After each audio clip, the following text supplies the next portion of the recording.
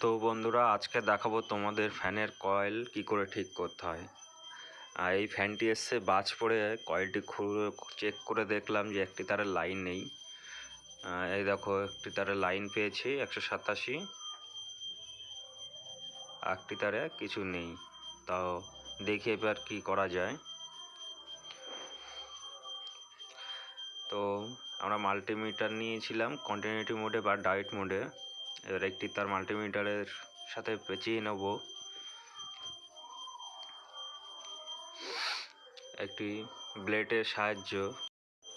আমরা ফ্যানের তার দুটি দেখবো, এই একটি পয়েন্ট, এই একটি প্রথম দুটি হচ্ছে স্টার্টিং থাকে, লাস্টের দুটি হচ্ছে রানিং থাকে।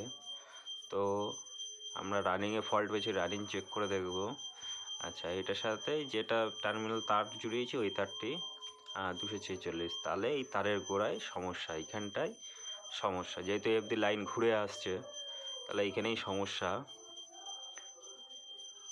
ও আচ্ছা, এইখানে দেখুন বাজ পড়েছিল, তাই স্পার্ক হয়ে এইখানটায় শর্ট সার্কিট হয়েছে, যার কারণে এখানে পুড়ে গেছে হালকা।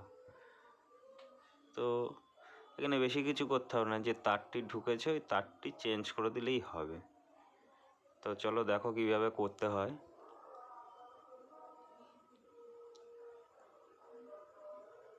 অনেকগুলোই তার ছিঁড়েছে, 4-5টি তার ছিঁড়ে গেছে দেখছি।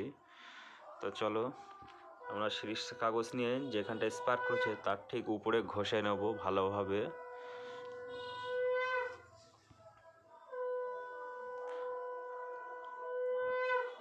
ভালোভাবে ঘষে নিতে হবে যাতে ঝালাইটি ধরে।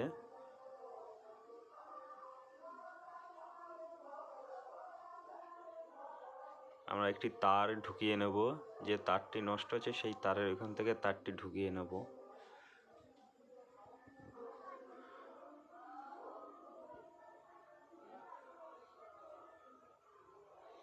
চলো তারটি ঢুকানো যাক। যেহেতু এই তারটি লাইন নেই, তাই এই তারটাই বেঁধে ওপর থেকে তার ঢুকাবেন, তাহলে সুবিধা হবে ঢুকাতে।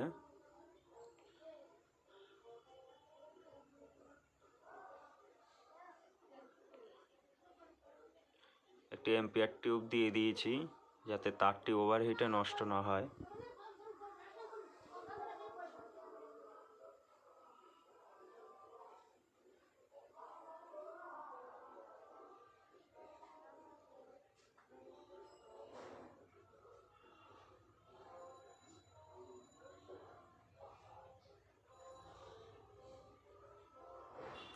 আমাদের কাজটি কিন্তু সম্পূর্ণ হয়েছে।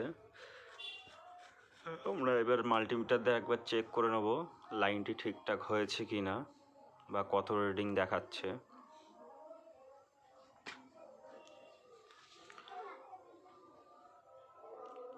আমরা কিন্তু মাল্টিমিটারটি ডায়েটই রেখেছি, 254 দেখাচ্ছে, একদম পারফেক্ট।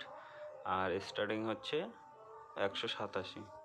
আমাদের কাজটি কিন্তু সম্পূর্ণ হয়েছে।